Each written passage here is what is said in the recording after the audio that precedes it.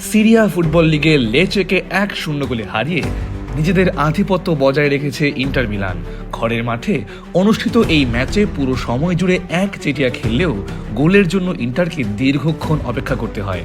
অবশেষে ম্যাচের 78 মিনিটে তরুণ তারকা এসপোজিটোর দুর্দান্ত গোলে জয় নিশ্চিত করে নেরাজ্জুনিরা। ম্যাচের পরিসংখ্যান বিশ্লেষণ করলে ইন্টার মিলানের দাপট স্পষ্ট ফুটে ওঠে। পুরো ম্যাচে তারা 70% সময় বল নিজেদের দখলে রেখেছিল এবং লেচের গোলমুখে 19টি শট নেয়, যার মধ্যে 7টি ছিল লক্ষ্যভেদী।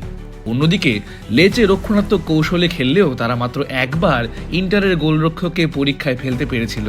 লেচের মাত্র 30% পজিশন এবং 8টি শট তাদের অসহায়ত্বের প্রমাণ দেয়।